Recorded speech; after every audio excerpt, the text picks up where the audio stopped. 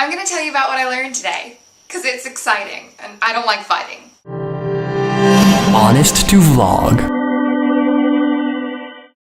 I'm taking this class called Democratic Theory and Practice. One part of the homework for today was to read this article called The Strange Disappearance of Civic America by Robert D. Putnam. It talks about the decrease in social capital and civic engagement in the United States. Just to quickly define social engagement, according to the article, social capital means features of social life, networks, norms, and trust that enable participants to act together more effectively to pursue shared objectives.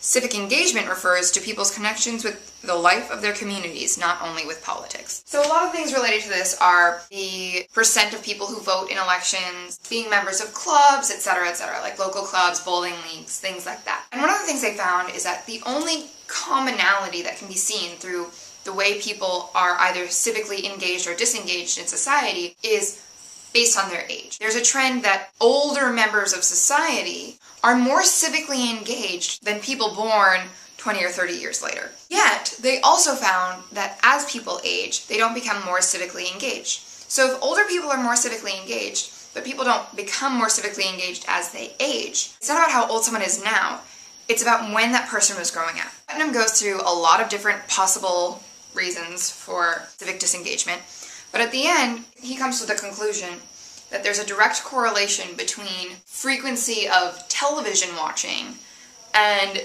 civic disengagement. I made the hypothesis in class that in the future, as more and more people use YouTube, the entertainment value that people get from television will eventually be replaced by YouTube. And as a result, civic engagement will increase again. Instead of spending that time just completely passively absorbing something, people will be engaging with other people who are real about real things and discussing the content. And what was interesting about that is that pretty much the entire class was very skeptical of this idea. And people really were like, I don't think that that's possible. And definitely most people don't do that.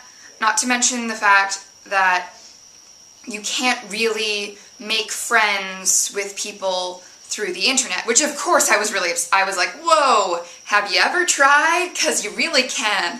And one of the things that the article was mentioning was the difference between a club that meets face-to-face and the mailing list clubs, where you're a member of some organization and they send you out a mailing every once in a while, so you're not connecting with the other members, you all are connecting with this one idea, but you're not connecting with each other. And my argument is that with YouTube, you do regain that face-to-face element that the mailing memberships have lost. Through Skype conversations and through actually seeing the people that you're discussing with, and it allows for a completely free exchange of ideas. Anyone can make a video. I think that in the future, when eventually more and more people become nerdfighters and more people join various online communities, the civic engagement will increase again. And not only that, but it won't just be local, it will be international.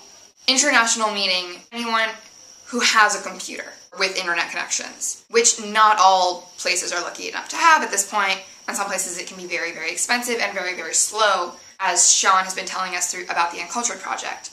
But it also can create a community that extends beyond where the average person has a connection to the internet, because as we can see with the world vloggers, people are going around the world and showing people different ways of living through YouTube. Eventually, with the internet, the community can extend beyond what is physically nearby.